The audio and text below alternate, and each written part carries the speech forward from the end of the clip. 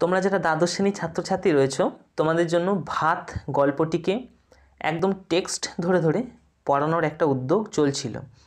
Already আমি দুটো ক্লাসে এই গল্পটির অনেকটা অংশই আলোচনা করেছি। আজকে তার তৃতীয় ভিডিও। আগের দুটি ভিডিও তোমরা যারা দেখোনি অবশ্যই দেখে নাও। ডিসক্রিপশন বক্সে ক্লিক করো, সেখানে ভিডিও দুটি লিঙ্ক দেওয়া রয়েছে, তোমরা অবশ্যই সেই ভিডিও দুটিকে দেখে নাও। আজকের ভিডিওতে আমি আগের দিন অর্থাৎ দ্বিতীয় ক্লাসে যেখান থেকে শেষ করেছিলাম তার পরবর্তী অংশটি আলোচনা করব। তোমরা ভিডিওটি প্রথম থেকে শেষ পর্যন্ত দেখো, আশা করি তোমাদের অনেক ভালো লাগবে। এখনই সাবস্ক্রাইব করে নাও বাংলা টিউটর ইউটিউব চ্যানেলকে। আমাদের দেওয়া নোটস, সাজেশনস এবং বিভিন্ন আলোচনামূলক ভিডিও নোটিফিকেশন সঠিক সময়ে পাওয়ার জন্য। চলে আসি আজকের ভিডিওয়ে। আগের দিন আমরা শেষ করেছিলাম এই অংশে, অমন কৌটা থাকলে দরকারে এক মুঠো ফুটিয়ে নেওয়া যায়।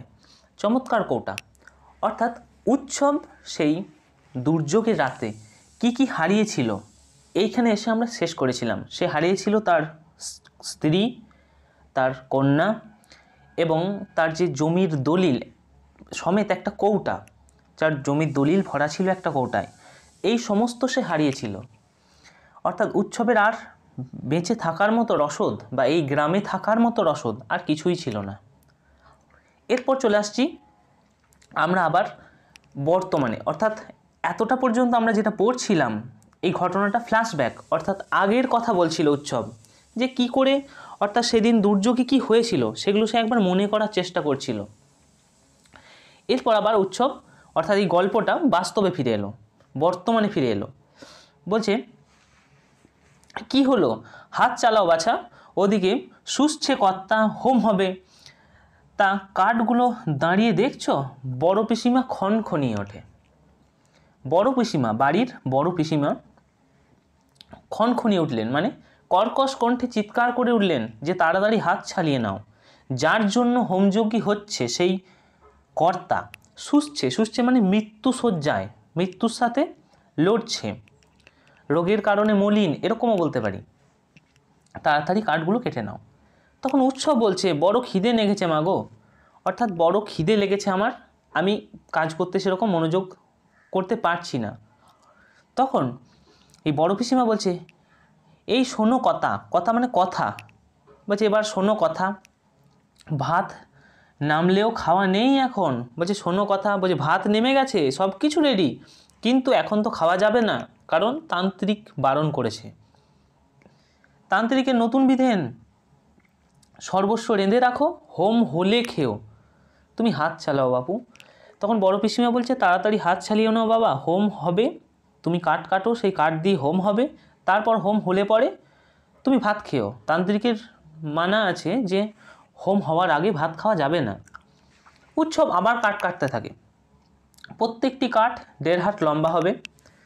ধারালো কাটারিটি সে তোলে ও নামায়, ফুটন্ত ভাতের গন্ধ তাকে বড় উতলা করে। এই অংশ থেকে প্রশ্ন পড়ে, ফুটন্ত ভাতের গন্ধ, অর্থাৎ একদিকে ভাত নেমে গেছে, সেই গন্ধটা সে যখন পাচ্ছে এবং যখন সে কাজ করছে, কাঠগুলো কাটছে, সেই ভাতের গন্ধ তাকে উতলা করে তুলছে। অর্থাৎ তার মধ্যে যেন একটা কাজের নেশা নিয়ে আসছে, যে যত তাড়াতাড়ি সে কাঠ কাটতে পারবে হোম হবে এবং তারপরেই সে খেতে পাবে। এদিক ওদিক চেয়ে বাসিনী ঝুড়ি বোঝাই শাক নিয়ে উঠানে ধুতে আসে। ঝপ করে একটা ঠোঙা তার হাতে দিয়ে বলে ছাতু খেয়ে জল খেয়ে এসো রাস্তার কল হতে, দেরি করো না মোটে, এ পিশাচের বাড়ি কেমন তা জানোনি দাদা। জানোনি, জানোনি মানে জানোনি, জানো না, গরিবের গতর এরা সস্তা দেখে। এখান থেকে প্রশ্ন হয় গরিবের গতর, অর্থাৎ বাসিনী দীর্ঘদিন ধরে এই বড় বাড়িতে কাজ করছে, সে জানে এই বড় বাড়ির মানুষদের মানসিকতা কেমন, তারা গরিবের গতরকে সস্তা দেখে। কারণ এরকম বাসিনীর মতো উৎসবের মতো কাজের লোক একটা গেলে আরেকটা আসবে, সুতরাং তাদেরকে নিয়ে তাদের বেশি কিছু মাথা ব্যথা নেই। অর্থাৎ তাদের মতো কাজের লোক খেলো না মরলো সেটা নিয়ে তাদের কোনো প্রকার চিন্তা নেই। এখানে সেটাই বাসিনী সেই দিকটাই তুলে ধরছে, অর্থাৎ বাসিনীর কথার মধ্য দিয়ে আমরা সেই বড় বাড়ির মানুষগুলোর যে মানসিকতা সেই পরিচয়টা পাচ্ছি। এখানে বাসিনী কি করলো, বাসিনী যেহেতু উৎসবের পরিচিত এবং বাসিনীই যেহেতু উৎসবকে এখানে এনেছে, বা বাসিনী সূত্র ধরেই যেহেতু উৎসব এখানে এসেছে, সুতরাং উৎসব এখানে খিদের জ্বালায় কাতর হয়েছে, কিন্তু তাকে কাজ করতে হচ্ছে। তখন বাসিনী কী করলো, তার হাতে একটা ঠোঙা ভর্তি ছাতু দিয়ে গেল এবং বলল যে বাইরের কলে গিয়ে ছাতু আর জল খেয়ে নাও। এটা হচ্ছে পিশাচের বাড়ি। পিশাচ মানে এখানে সাধারণত মানুষ থাকে না, এরা পিশাচ, এরা গরিবের গতর শুষে খেয়ে নেয়। এরপর কে মরতেছে, হ্যাঁ বাসিনী। উৎসব বাসিনীকে বলছে যে কে মরছে বা কে মরার মতো হয়ে আছে বাসিনী।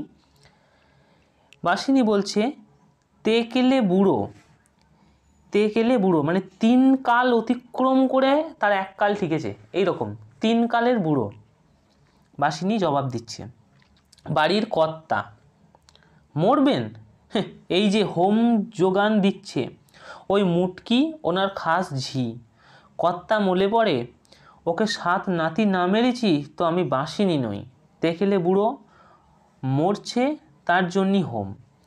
এখানে বাসিনী অন্যান্য কাজের যে মেয়েরা রয়েছে তাদের সাথে একটা মানে হিংসার ব্যাপার এখানে ফুটে উঠছে। বলছে সেই কর্তার একজন ঝি আছে, সেই মুটকি মানে মোটা কোনো একজন মেয়ে, বলছে তাকে এই কর্তা মারা যাওয়ার পর তাকে নানান রকমভাবে অপমান করব, তাহলেই আমার মন শান্তি পাবে। বাসিনী বলছে ওই 3 কালে অতিক্রম করা 1 কালে বুড়োর জন্য হোম হচ্ছে, সে নাকি মরবে।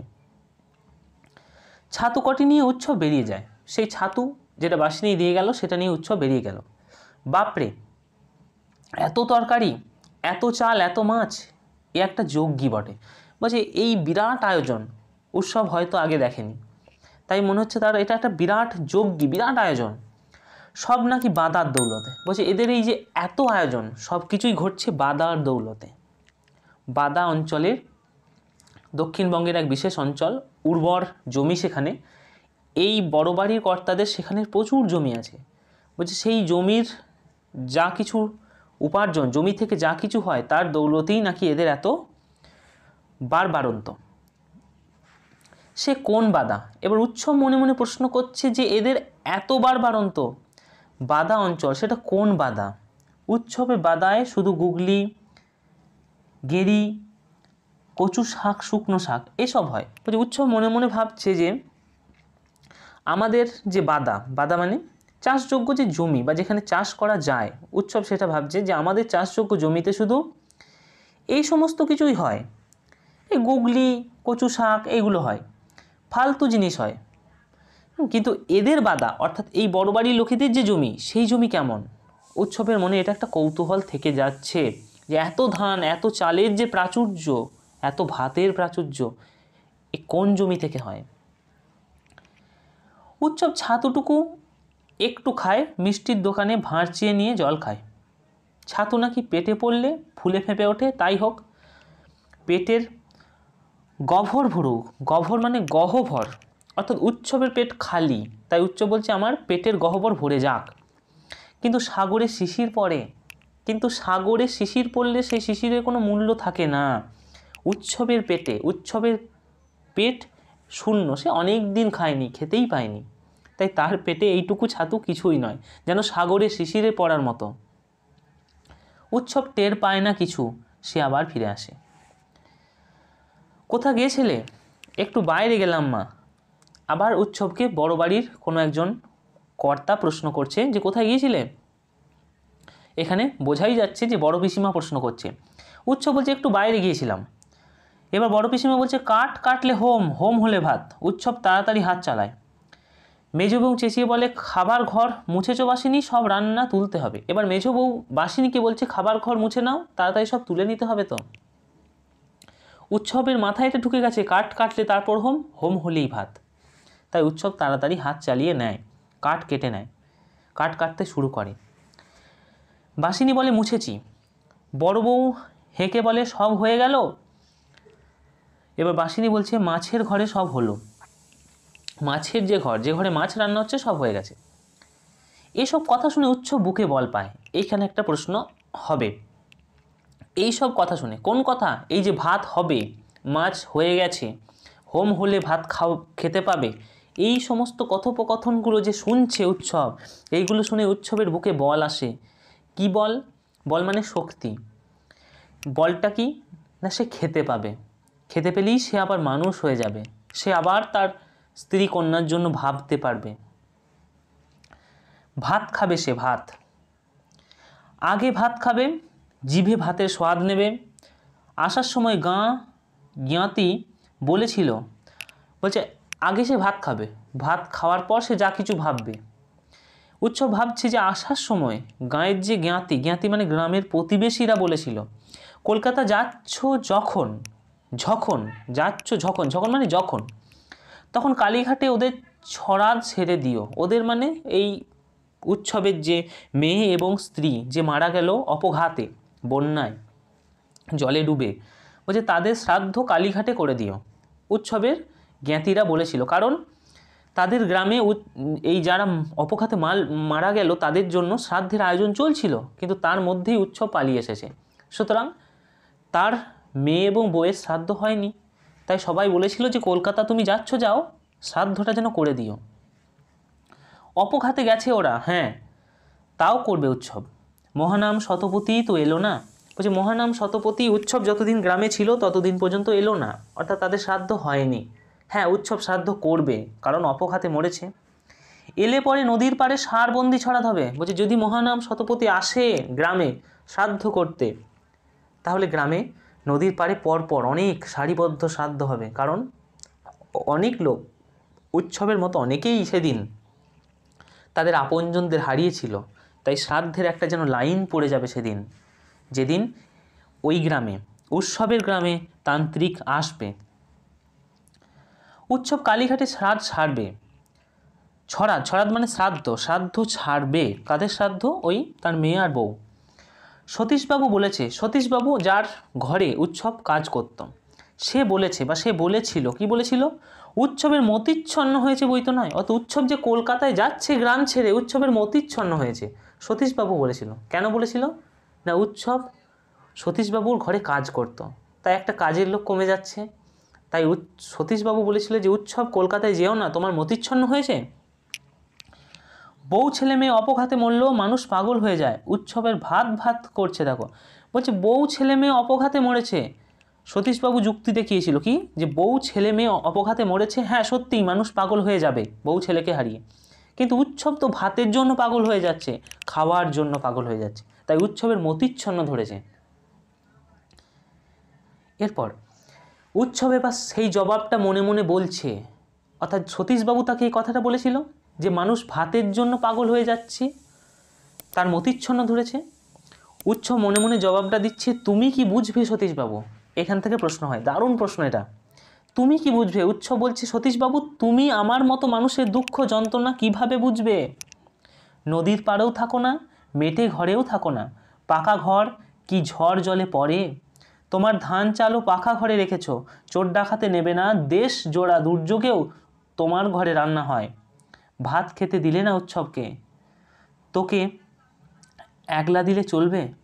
এখানে উৎসবকে এই সতীশবাবু ভাত খেতে দেয়নি, মানে কাজের লোককে ভাত খেতে দেয়নি, কারণ জমির ফসল নষ্ট হয়ে গেছিল বন্যায়, তাই সতীশবাবু এই কাজের লোক উৎসবকে ছাড়িয়ে দিয়েছিল, তোকে আর রাখতে পারবো না কাজে, কারণ জমির ফসলই তো নষ্ট হয়ে গেল। তাই এখানে উৎসবের রাগটা, গ্রাম ছেড়ে আসার রাগ, গ্রামে খেতে না পাওয়ার রাগটা এসে পড়ছে সতীশবাবুর ওপর। সে বলছে মনে মনে যে তুমি কি বুঝবে সতীশবাবু, তুমি তো পাকা ঘরে বাস করো, আমাদের মতো তো নদীর পাড়ে মাটির ঘরে বাস করো না। যত ঝড় ঝঞ্ঝা বৃষ্টিপাত বন্যাই আসুক, তোমার ঘর তো আর ডুবে যাবে না আমাদের মতো। তুমি সমস্ত ফসল, তোমার খাবার সামগ্রী সমস্ত পাকা ঘরে তুলে রাখো, যা চোর ডাকাতে কেউ নিতেও পারবে না, বন্যাতেও নষ্ট হবে না। সুতরাং তুমি আমাদের মতো গরিব মানুষের, নিভুই মানুষের দুঃখ দুর্দশা কিভাবে বুঝবে? এরপর এখানে সতীশবাবু একটা কথা বলেছিল যে তোকে একলা দিলে তো চলবে না। উৎসব যখন বলেছিল যে আমাকে দুটি খেতে দাও, আমি তোমার ঘরে কাজ করব, তখন সতীশবাবু বলেছিল যে গ্রামে উৎসবের মতো অনেকেই অভুক্ত, অনেকেই অনেক কিছু হারিয়েছে। সতীশবাবুই হয়তো একমাত্র গ্রামে একটু প্রভাবশালী বা একটু ধনী মানুষ, সুতরাং উৎসবকে সে জবাব দিয়েছিল যে তোকে একলা দিলে তো চলবে না, তোর মতো উৎসব অনেক আছে, তোর মতো অনেকেই আমার বাড়িতে কাজ করে, তারাও অনেক কিছু হারিয়েছে, তাদেরও অভাব, তাই তোকে একলা খেতে দিলে হবে না। তাহলেই পালে পালে পঙ্গপাল জুটবে। পঙ্গপাল সারিবদ্ধভাবে, পঙ্গপাল কাদের বলা হয়েছে? এই উৎসবের মতো নিরাশ্রয় নিরন্ন মানুষগুলিকে পঙ্গপাল বলেছে সতীশবাবু। বলছে তাহলেই তোকে যদি একা খেতে দিই, এই সতীশবাবু বলছে, তাহলেই তো পালে পালে তোর মতো আরও অনেক পঙ্গপাল এসে জুটবে। পঙ্গপাল কি করে না, সাধারণত শস্যের ওপর তারা বসে এবং শস্যের সারবস্তুকে খেয়ে নিয়ে চলে যায়, এক জাতীয় কীটপতঙ্গ। এখানে সেটাই, মানুষকে কীটপতঙ্গের সাথে তুলনা করছে সতীশবাবু। বলছে তোদের মতো মানুষ কীটপতঙ্গের মতো, পঙ্গপালের মতো, একে একে সারিবদ্ধ দিয়ে তোরা আসবি অভুক্তের দল, সুতরাং তোকে একা খেতে দিলে হবে না। এ হলো ভগবানের মার। এ সতীশবাবু কি বলেছিল, যে এই যে মার, অর্থাৎ তোরা যে এই সব কিছু যে হারালি, এই যে বন্যায় সব কিছু চলে গেল, ভেসে গেল, এটা ভগবানের মার, এখানে এক মানুষ কিছু করতে পারবে না বাবা। উৎসব এই কথাটা মনে বহুদিন ধরে ধরে রেখেছে, যে সতীশবাবুর কথাটা। এই জন্যেই উৎসব কলকাতায় পালিয়ে এলো, যে গ্রামে থেকে আর কোনো লাভ নেই। এর চোট থেকে তোকে বাঁচাতে পারি। সতীশবাবু বলেছিল যে এর চোট, অর্থাৎ ভগবানের মার, এই যে ভগবান যে এটা করলো, এর থেকে মানুষ কিভাবে তোকে বাঁচাতে পারবে? পারবো না। অর্থাৎ সতীশবাবু তাকে জবাব দিয়েছিল যে তোকে খেতে দিতে পারবো না। তা তুমি ভাত দিলে না, দেশে ভাত নেই। সেই যে পোকায় ধান নষ্ট, সেই হতেই তো উৎসব আধ পেটা সিকি পেটা উপসের শুরু। বলছে সেই যেবারে কার্তিক মাসে ধান নষ্ট হলো, অর্থাৎ ধানে মড়ক লাগলো, আগুনে পুড়ে যাওয়ার মতো ধানগুলো হয়ে গেল শুধু নষ্ট হয়ে। বলছে সেই সময় থেকেই, কার্তিক মাস থেকেই উৎসব আধ পেটা, কখনো সিকি পেটা, অর্থাৎ ভরপেট খেতে পায় না উৎসব। উৎসব এখানে মনে মনে ভাবছে যে সেই থেকেই তো আমি অভুক্ত, আমি খেতে পাইনি। পেটে ভাত নেই বলে উৎসব ও প্রেত হয়ে আছে। এখান থেকে প্রশ্ন হয়, বলছে উৎসব মনে মনে ভাবছে যে পেটে ভাত নেই তো, তাই আমি প্রেত হয়ে আছি। প্রেত মানে কি? মানুষের মতো ভাবনা চিন্তার ক্ষমতা আমার হারিয়েছে। মেয়ে বউয়ের জন্য কাঁদবো না আগে খাবো, নিজেকে বাঁচাবো, এইটা আমার কাছে বড় হয়ে দাঁড়িয়েছে। নিজেকে বাঁচানোটা, আমি নিজে বাঁচলে তারপর তো মেয়ে বউয়ের জন্য কাঁদবো। অর্থাৎ এখানে সতীশবাবু বলেছিল না যে মেয়ে বউকে হারিয়ে তোর কোনো দুঃখ নেই, ভাত খাওয়ার জন্য তোর দুঃখ। এখানে এই উৎসব এটাই ভাবছে যে আগে আমি ভাত না খেলে মেয়ে বউয়ের জন্য কাঁদবো কী করে। তাই উৎসব যেন প্রেত হয়ে আছে। উৎসব আর মানুষ নেই, মানুষের মতো কোনো কিছুই যেন তারা নেই। তার পেটে ভাত পড়লে সে আবার মানুষ হবে, ভাত খেলে সে মানুষ হবে। কে মানুষ হবে? উৎসব। উৎসব বলছে পেটে ভাত পড়লেই এই খিদের জ্বালা মানুষকে সব কিছু ভুলিয়ে দেয়, মনুষ্যত্ব বিবেক সব কিছু ভুলিয়ে দেয় খিদের জ্বালা, ভাতের জ্বালা। উৎসব এখানে সেটাই বলছে যে মানুষের পেটে যে অভুক্ত, দীর্ঘদিন খেতে পায়নি, সে মানুষ কিভাবে? সে তো প্রেতের সমান। পেটে ভাত পড়লেই উৎসব আবার মানুষ হয়ে যাবে, সে মেয়ে বউয়ের জন্য কাঁদবে, তখন বউ ছেলে মেয়ের জন্য কাঁদবে। দুঃখ তো ওর হয়নি। বলছে অনেকে ভাবছে যে উৎসব ভাতের জন্য পাগল হচ্ছে, হয়তো সে দুঃখ পায়নি, মেয়ে বউ মরেছে তা মরেছে, ভাত খাওয়াটা আগে। কিন্তু উৎসব বলছে না, উৎসবও মানুষ আছে, উৎসবও কাঁদতে জানে, উৎসবও দুঃখ পেয়েছে, কিন্তু আগে সে বাঁচবে, আগে সে ভাত খাবে। ও শুধু পাগল হয়ে বউ মেয়েকে ডেকেছিল কয়েকদিন ধরে, তখনই উৎসব প্রেত হয়ে গেছে। মানুষ থাকলেও ঠিকই বুঝতো যে জলের টানে মানুষ ভেসে গেছে। বলছে মানুষ থাকলে ও ঠিক বুঝতে পারতো, কিন্তু উৎসব তো প্রেত ছিল, খেতে পায়নি, অর্থাৎ কান্নার শক্তিটুকু তার ছিল না। তাই সে বুঝতে পারছিল না বলেই সে অনেক দিন ধরে মেয়ে বউকে খুঁজেছিল। কত গরু মোষ ভেসে গেল, চুন্নির মা তো কোন ছাড়। বলছে উৎসব মনে মনে এবার যুক্তি দেওয়ার চেষ্টা করছে যে কত কিছু ভেসে গেল, চুন্নির মা তো কোন দূরের কথা, তুচ্ছ জিনিস, তুচ্ছ। এই উৎসব কাঠ কাটা শেষ করে, এবার আবার সে ভাবতে ভাবতে কাঠ কাটার মধ্য দিয়ে ফিরে আসে। উৎসবের কাঠ কাটা সে শেষ করে নেয়। 2.5 মণ কাঠ কাটলো সে ভাতের হুতাশে, ভাত খাওয়ার নেশায় সে 2.5 মণ কাঠকে কেটে দিল। নইলে দেহে ক্ষমতা ছিল না, না হলে, অর্থাৎ সে ভাত খেতে পাবে বলেই কাঠগুলো কেটে ফেললো, না হলে হয়তো সে কাটতে পারতো না, তার দেহে শক্তিই নেই, সে খেতে পায়নি। 5 ভাগে কাঠ রেখে আসে দালানে, দালান ঘরে সে 5 ভাগে কাঠগুলো রেখে এলো। উঠোনে কাঠের কুচো টুকরো সব ঝুড়িতে তুলে ঝাঁট দেয়। তারপর বড় পিসিমাকে দেখতে পেয়ে শুধায়, মা বাইরে ঝেয়ে বসবো, আমি বাইরে গিয়ে বসবো। বড় পিসিমা তখনই জবাব দেয় না, অর্থাৎ বড় পিসিমা কিছু জবাব দিল না, কেননা তান্ত্রিক হঠাৎ ওং রিং ঠং ঠং ভোভু রোগ শ্রীণু শ্রীণু বলে এরকম একটা মন্ত্র করে গর্জে ওঠে। তাই বড় পিসিমা কিছু জবাব দিল না, যে যেমন করো গা। কালো বিড়ালের লোমে রোগকে বেঁধে ফেলেন ও হোম শুরু করেন, অর্থাৎ তান্ত্রিক তার যাবতীয় ভণ্ডামি শুরু করে দেয়, হোম টম শুরু হয়ে যায়। একই সঙ্গে ওপর থেকে নার্স এসে বলে ডাক্তারকে কল দিন। যখনই হোম শুরু হয়েছে এই বড় কর্তারও অবস্থার অবনতি ঘটতে শুরু করেছে, নার্স তখন বলে ডাক্তারকে খবর দিন, উপর থেকে নেমে এসেছে, অর্থাৎ নিচেই হোমটা হচ্ছে। বড় মেঝো ও ছোট ঘুম ভাঙা চোখে বিরস মুখে হোমের ঘর থেকে বেরিয়ে যায়। বাসিনী উৎসবকে বলে, তুমি যে বাইরে বসো দাদা, না মন্তর বললে বটে, যেমন হাঁকুর পারলে অমনি কর্তা টাল দিলে। কর্তার দেহ থেকে ব্যাধিটা হাঁচড় ফাঁচড় করে বেরিয়ে এলো।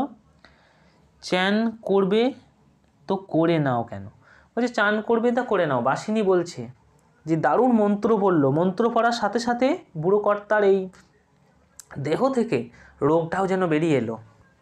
মন্ত্র পড়ছে আর বুড়ো কর্তা যেন নড়ে উঠল, এরকমটা। এরপর এখন চান করব না, মাথায় জল পড়লে পেট মানতে চায় না মোটে। এখান থেকে প্রশ্ন হয়, বলছি উৎসব বলছে এখন আমি চান করব না, মাথায় জল পড়লে কিন্তু আমার পেট আর মানতে চাইবে না, সুতরাং আগে খেয়ে চান টান করব। বেরিয়ে এসে উৎসব শিব মন্দিরে চাতালে বসে। কেমন মন্দির কেমন চাতাল, বাপরে এসব নাকি বাধার দৌলতে।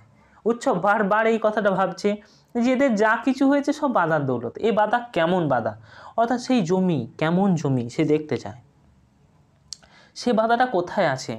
ভাত তো খায়নি উৎসব অনেক দিন, ভাত খেয়ে দেহে শক্তি পেলে উৎসব সেই বাধাটা খুঁজে বের করবে। সেই বাধাটা যেখানে এইরকম ধান হয়, এই রকম প্রচুর প্রতিপত্তি লাভ করা যায়, যে বাধা থেকে উৎসব ভাত খাওয়ার পর সেই বাধা খুঁজে বের করবে। উৎসবের মতো আরও কত লোক আছে দেশে, তাদেরও বলবে উৎসব যে এই বড় বাড়ির বাধার কথা। মন্দিরের চাতালে তাস পেটে 3টি ছেলে, অর্থাৎ মন্দিরের চাতালে বসে 3টি ছেলে তাস খেলছিল। তারা বলে বুড়োকে বাঁচিয়ে তুলতে হোম হচ্ছে। ফালতু, কি ফালতু, বেঁচে থেকে ও কতদিন জীবন পাবে, 100, যত সব ফালতু। এই 3টে ছেলে যারা তাস খেলছিল তারা বলছে এই হোম যজ্ঞ করে কিছু লাভ নেই, ফালতু হচ্ছে সব, বুড়ো কর্তা বাঁচবেই আর কদিন, কি হবে যজ্ঞ করে। উৎসব চোখ বোঝে, এমন যজ্ঞের পরেও বুড়ো কর্তা বেশি দিন বাঁচবে না, একই কাণ্ড। মাতলা নদী। এরপর আবার সেই উৎসব আগের কথা ভাবতে শুরু করেছে যে বুড়ো কর্তা হয়তো বেশি দিন বাঁচবে না, এমন যজ্ঞ তাহলে কী জন্য হচ্ছে। উৎসবও তাদের কথা শুনে একটা যুক্তি খোঁজে। এরপর উৎসব আবার তার সেই পুরনো জীবনে ফিরে যায়।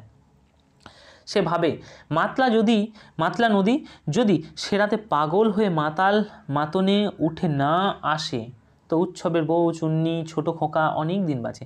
বলছে সেই দিন রাতে মাতলা নদী যদি পাগল হয়ে না ছুটে আসতো, অর্থাৎ বন্যা যদি না আসতো, তাহলে হয়তো উৎসবের ছেলে বউ সবাই বেঁচে থাকতো।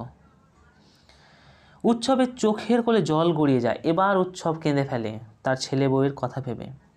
ভাত খাবে আজ, সেই আশাতেই প্রেত উৎসব মানুষ হয়ে গেল নাকি। উৎসব মনে মনে ভাবে সে ভাত খেতে পাবে, হয়তো সেই জন্যই সে মানুষ হয়ে যাচ্ছে আস্তে আস্তে। তার চোখে আবার জল আসছে। বড় ছেলে ছোট খোকার কথা মনে হতে চোখে জল এলো হঠাৎ, অর্থাৎ উৎসবের ছেলেদের কথা ভেবে হঠাৎ জল এলো। ভাতই সব, উৎসব ভাবতে থাকে ভাতই সব কিছু। অন্ন লক্ষ্মী অন্নই লক্ষ্মী, ঠাকমা বলতো রন্ন হলো মা নক্কি। অটাকে র, এটা বলার একটা ধরন। বলছে এরকম কথা বলতো ঠাকমা, উৎসবের ঠাকুমা বলতো যে অন্নই হলো লক্ষ্মী, আর কিছু নয়। কি হে কাঁদছো কেন, আমাদের শোধাচ্ছেন বাবু, আমারে শোধাচ্ছেন। উৎসব যখন কাঁদছে হঠাৎ, তখন একজন ওই যারা তাস খেলছিল তাদের মধ্যে থেকে একজন জিজ্ঞাসা করে যে কাঁদছো কেন। হ্যাঁ হে, আবাদ থেকে আসতেছি বাবু গো, ঝড়ে জলে সব নাশ হয়ে ঘরের মানুষ। এবার উৎসব বলছে আমি অনেক দূর থেকে আবার থেকে আসছি, আমার ঝড়ে জলে সব কিছু নাশ হয়ে গেছে। ও তখন একটা লোক বলছে ও।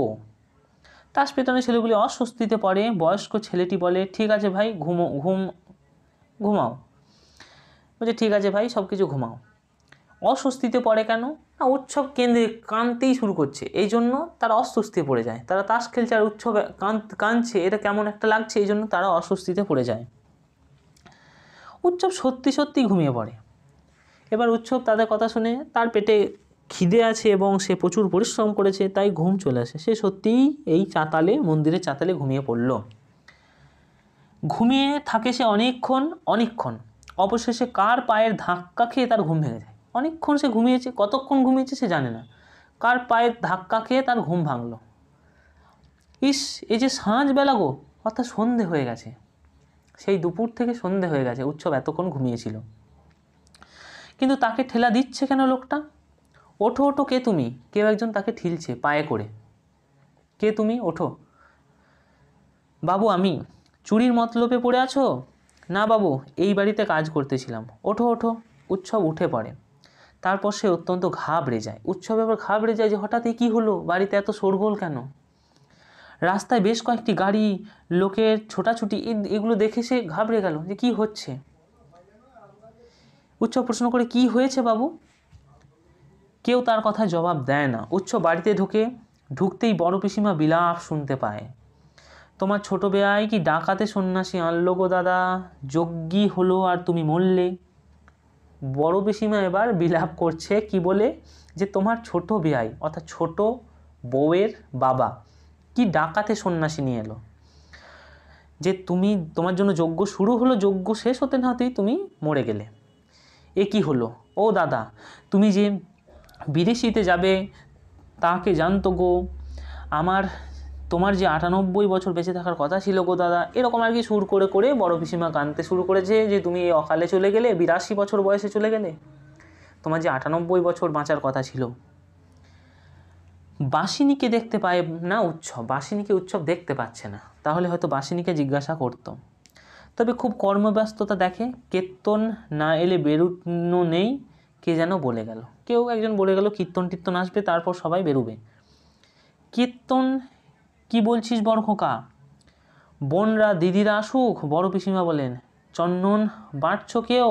চন্দন বাটো কেউ, অর্থাৎ বাড়ির মেয়েরা আসুক, দূর দূরান্ত থেকে তাদের বিয়ে হয়েছে, তারা আসুক, তবে তো বেরোবে। কীর্তন এলেই বেরিয়ে পড়া যাবে কি? বড় পিসিমা বলে। খাটের টাকা কে নিয়েছে? বাগবাজারে ফোন করেছো? ফর্দটা দেখে দাও দেখি কেউ। খই ফুল ধুতি সব বস্তুর উৎসব পাঁচিলের গায়ে সেটিয়ে লেপ্টে দাঁড়িয়ে থাকে। কত যে সময় যায়, কত কি যে হতে থাকে। উৎসব এগুলো সব দেখতে থাকে, শুনতে থাকে যে এইসব কি হচ্ছে। উৎসব তো ভাত খাবে বলে এখানে কাজ করেছে, এ কি হয়ে গেল? উৎসব সেটাই ভাবতে থাকে। মস্ত একটা খাট আসে, রাতে রাতে বের করতে হবে, রাতে রাতে কাজ সারতে হবে, নইলে দোষ লাগবে। বলছে রাতের মধ্যেই, রাত 12টার আগেই এই সমস্ত কাজ অর্থাৎ শবদাহের কাজ শেষ করে দিতে হবে, না হলে দোষ পড়ে যাবে। এরপর অনেক তোড়জোড় হয়, মেয়েরা বসে কাঁদে, মেয়েরা বসে সুর করে করে কাঁদছে, অনেক তোড়জোড় শুরু হচ্ছে। হোম যজ্ঞ করেও বুড়ো কর্তার প্রাণটা যে রইল না, তাতে তান্ত্রিককে এতটুকু কুণ্ঠিত হতে দেখা যায় না। তান্ত্রিক কিন্তু ওখানেই বসেছিল, যে হোমযজ্ঞ করে বুড়ো কর্তা বাঁচলো না, উল্টো মরে গেল, তান্ত্রিক কিন্তু এতটুকু লজ্জিত নয়। তিনি লাইন ধরে ফেলেন তার। ফলে বড় পিসিমা চেঁচিয়ে বলেন, থাকেন, 3 ছেলে হোম ছেড়ে উঠে গেল যে। তিনি লাইন ধরে ফেলেন, কে? এই তান্ত্রিক কিন্তু একটা যুক্তি দেখিয়ে দেয়। কি যুক্তি? যে 3 ছেলে হোম থেকে হঠাৎ উঠে গিয়েছিল, আর এই জন্যই তো এরকম অঘটন ঘটে গেল। অর্থাৎ হোমের আসল যে কাজ, হোম যার জন্য হওয়া, সেটা আর হলো না, হোম সাকসেসফুল হলো না, কারণ 3 ছেলে উঠে গেল। আর বড় পিসিমাও সেটা মেনে নিয়েছে যে হ্যাঁ সত্যিই তো, তান্ত্রিকের কোনো দোষ নেই, তান্ত্রিক ঠিকই ছিল, 3 ছেলে উঠে গেল বলেই সর্বনাশ হলো। এসব কাজে বিঘ্নি পড়লে রক্ষা আছে? বলছে এইসব কাজ, এই হোম টোম যজ্ঞের কাজে যদি বিঘ্ন পড়ে, কেউ যদি বাধার সৃষ্টি হয়, তাহলে কি আর রক্ষা আছে? কিছু একটা অঘটন ঘটবেই। এ কথার আলোচনায় খুব সরগরম হয় বাড়ি, বাড়ি সরগরম হয়ে গেল এইসব কথার আলোচনায়। শোকের কোনো ব্যাপার আর থাকলো না, যা শোক শোক কারোর মধ্যে নেই। বাড়ির উনুনই জ্বলবে না, রাস্তার দোকান থেকে চা আসতে থাকে। বাড়ির উনুন জ্বালানো নিষেধ, তাই রাস্তার দোকান থেকে চা এলো, চা আসতে থাকে। অবশেষে রাত 1টার পর বুড়ো কর্তা বোম্বাই খাটে শুয়ে নাচতে নাচতে চলে যান তাঁর শেষ যাত্রায়। পেশাদারি দক্ষ শববাহকেরা আধা দৌড় দেয়, আধা দৌড় মানে তাড়াতাড়ি নিয়ে ছুটছে বুড়ো কর্তার সেই শবদেহকে। ফলে কীর্তন দলও দৌড়াতে বাধ্য হয়। বড় পিসিমা বলেন, বাসিনী সর্বস্ব রান্না পথে ঢেলে দিয়েও যাও, হ্যাঁ ঘরদোর মুক্ত করো সব, বউরা যাও না দাঁড়িয়ে রইলে কেন। বলছি যা কিছু রান্না হয়েছিল সব বাসিনীকে বললো যে সব ঢেলে দাও গা, রাস্তায় ফেলে দাও গা, কারণ ওই খাবার আর খাওয়া যাবে না। উৎসবের মাথার মধ্যে যেন মেঘ চলছিল তা সরে গেল। উৎসব এবার যে ভাবনা চিন্তা তার মাথার মধ্যে যে চলছিল, সে ভাত খেতে পেল না, এ কী হলো। সে এবার তার মাথার মধ্যে একটা বুদ্ধি খেলে গেল। সে বুঝতে পারে সব ভাত ওরা ফেলে দিতে যাচ্ছে, যে সব ভাত কিন্তু ওরা ফেলে দেবে। উৎসব স্পষ্টই বুঝতে পেরেছে যে ভাত খাওয়া তার আর হলো না এই বাড়িতে। বাসিনী বলে, ধরো দেখি দাদা। এই যে ধরি। উৎসবের মাথায় এখন বুদ্ধি স্থির। উৎসব ভেবে ফেলেছে সে কি করবে। সে কি করবে না, এই ভাতগুলো সে ফেলতে যাবে না, সে খাবে। সে ঠিক করে ফেলেছে। সে জানে সে কি করবে। আমাকে দে ভর্তিটা, ভর্তি ভর্তি মানে যেটা চুড়ে চুড়ে রয়েছে, যেটা পূর্ণ রয়েছে, বলছে সেই জায়গাটা, ভাতের সেই পাত্রটা আমাকে দে। উৎসব বলছে। মোটা চালের ভাতের বড় ডেকচি নিয়ে সে বলে, দূরে ফেলে দিয়ে আসি। হ্যাঁ হ্যাঁ, নয়তো কুকুরে ছেটাবে, সকালে কাকে ঠোকা দেবে। বামুন বলে। বামুন বলল কি, হ্যাঁ দূরেই ফেলে দিয়ে এসো, যাও, না হলে কুকুর টুকুরে ছিটিয়ে দেবে।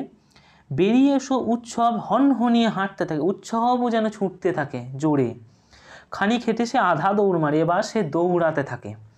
ভাত, বাদার ভাত আর তার হাতে এখন, বুঝিস তো, ভাত তার হাতে, এক ডেকচি ভাত তার হাতে। পথে ঢেলে দেবে, কুকুরে খাবে, সেটা কি হতে দিতে পারে উৎসব? ভাতের জন্যই তার এত কিছু, সেই ভাত তার হাতে, এবং সেটা কি সে ফেলে দেবে? এটা সে হতে দিতে পারবে না। দাদা এত ত্রস্ত্র বাসিনী প্রায় ছুটে আসে। অসুজ বাড়ির ভাত খেতে নেই দাদা। উৎসবের কাণ্ডকারপাত দেখে বাসিনী বুঝতেই পেরে গেছে যে উৎসব এগুলি খাওয়ার মতলবে। সুতরাং বাসিনীও প্রায় ছুটে ছুটে আসে, বলে যে এই অসুজ বাড়ির ভাত খেতে নেই দাদা, ওই পাপটি করো না। খেতে নি, তুমিও যে বামুন হয়েছ। উৎসব এখানে বলছে যে খেতে নাই, তুমি বামুন হয়ে গেছো, অর্থাৎ তুমি বিধান দিচ্ছ খেতে নেই। কে বলেছে খেতে নেই? অর্থাৎ উৎসব এরকম আর কি বলতে চায়, তুমিও যে বামুন হয়েছো। এখান থেকে প্রশ্ন দেয় বাসিনীকে। উৎসব বলছে যে তুমি তো পণ্ডিত বিরাট, তোমার কথা শুনতে হবে। ও দাদা বাগ্যতা করি, বাগ্যতা মানে অনুনয় করি। এখানে বাসিনী বলছে দাদা তোমার অনুনয় করি, হাতে পায়ে ধরি, তুমি খেও না। উৎসব ফিরে দাঁড়ায়। তার চোখ এখন বাদার কামটের মতো হিংস্র। বলছে তার চোখ এখন হিংস্র, তার চোখে এখন একটা জ্বালা জ্বলছে। ভাত খাওয়ার খিদে তার চোখে, এবং তার হাতে ভাত বাসিনী বারণ করছে, সুতরাং তার মধ্যে একটা হিংস্রতা, রাগ তৈরি হয়ে যাচ্ছে। দাঁতগুলো বের করে সে কামটের মতো হিংস্র ভঙ্গি করে। এবার বাসিনী ভয় পায়, থমকে দাঁড়ায়। অর্থাৎ বাসিনী উৎসবের এই রূপ দেখেনি, সে থমকে দাঁড়ালো। উৎসব দৌড়াতে থাকে। এক নিঃশ্বাসে সে স্টেশনে চলে যায়। বসে ও খাবল খাবল ভাত খায়। ভাতে হাত ঢুকিয়ে দিয়ে সে স্বর্গসুখ পায় ভাতের স্পর্শে। সে বহুদিন খেতে পায়নি, তাই ভাত খেতে পেয়েছে সে। দারুণ তার আনন্দ লাগে, সর্বসুখ সে পেয়েছে। চুন্নির মা কখনো তাকে এমন সুখ দিতে পারেনি। চুন্নির মা কখনো তাকে এইরকমভাবে পেট ভর্তি ভাত খাওয়াতে পারেনি। খেতে খেতে তার যে কি হয়, মুখ ডুবিয়ে দিয়ে খায়। ভাত, শুধু ভাত, বাদার ভাত খেলে তবে তো সে আসল বাদাটার খোঁজ করতে পারবে। উৎসব এটাই ভাবে। আছে আরেকটা বাদা আছে, সে বাদাটার খোঁজ নির্ঘাত পাবে উৎসব। আরও ভাত খেয়ে নি, চুন্নির মারে তুইও খা, চুন্নির মা চুন্নি খা। এরকম উৎসব আর কি ভাবে, ছোটো খোকা খা, আমার মধ্যে বসে তোরা খা। অর্থাৎ উৎসব যেন সকলের খিদেকে একসাথে খেতে চাইছে, তার মধ্যে যেন একটা বিরাট খিদে। তারপর আরও ভাত। ভোরের ট্রেনে চেপে বসে সে সোজা ক্যানিং যাচ্ছি। ভাত পেটে পড়েছে, এখন ঝাঁঝি ঝে ক্যানিং হয়ে দেশঘরে যেতে হবে। সে আবার বাড়ি ফিরে যাবে, ক্যানিং যাবে ভোরের ট্রেনে চেপে। এখন সে ভাত খেয়ে নি। উৎসব হাঁড়িটি জাপটে কানার মাথা চুঁইয়ে ঘুমিয়ে পড়ে। এবার উৎসব ভাত খেয়ে নিয়েছে, সে সেই এখানে হাঁড়ি হাঁড়ি ছিল না, কিন্তু ওটা ছিল ডেচকি। সে ডেচকিটা জাপটে ধরে, যাই হোক এখানে হাঁড়ি কেন দিয়েছে এটা আমি বুঝতে পারিনি, যাই হোক সেটা ধরে, যেই পাত্রটা ধরে সে ঘুমিয়ে পড়েছে। পেতলের ডেচকি চুরি করার অপরাধে সকালে লোকজন উৎসবকে সেইখানেই ধরে ফেলে। উৎসবকে স্টেশনে ধরে ফেলে যে কি না, সে বড় বাড়ি থেকে পেতলের সে ডেচকি চুরি করে এনেছে। পেটে ভাতের ভার নিয়ে উৎসব ঘুমিয়েছিল, ঘুম তার ভাঙেনি। উৎসব পালাতে পারত ডেচকি ফেলে দিয়ে, কিন্তু সেইটা নিয়েই সে ঘুমিয়ে পড়েছে, তাই তার ঘুম ভাঙেনি। মারতে মারতে উৎসবকে ওরা থানায় নিয়ে গেল। ওই পুলিশ এসেছে, মারতে মারতে উৎসবকে থানায় নিয়ে যাওয়া হয়। আসল বাধাটার খোঁজ করা আর উৎসবের হলো না। উৎসব সেই আর আসল বাধাটার খোঁজ করতে পারলো না। সে বাধা বড় বাড়িতে থেকে যায় অচল হয়ে। সেই বাধা, যে বাধার খোঁজ সে পেয়েছিল, যে বাধার চালের খোঁজ সে পেয়েছিল, বাধা মানে এখানে উৎসবের খিদে মেটানোর যে জায়গা, সেই তার খোঁজ সে করতো, কিন্তু সেই খোঁজ তার আর হলো না। এখানেই গল্পটা মোটামুটি শেষ হয়ে গেল। তোমাদের যাদের এই আলোচনা ভালো লাগলো তোমরা অবশ্যই লাইক করবে, এবং তোমাদের কাছে অনুরোধ তোমরা 3টি পার্টকেই পর শুনবে। অনেক ভালো লাগবে তোমাদের। এই গল্প সম্পর্কে তোমাদের যে ডাউটস সমস্ত পরিষ্কার হয়ে যাবে। তোমাদের যাদের ভালো লাগলো অবশ্যই কমেন্ট করে জানাবে, এবং এই ধরনের ভিডিও পাওয়ার জন্য তোমরা চ্যানেলটিকে অবশ্যই সাবস্ক্রাইব করে নাও, তোমরা চ্যানেল নতুন রয়েছো।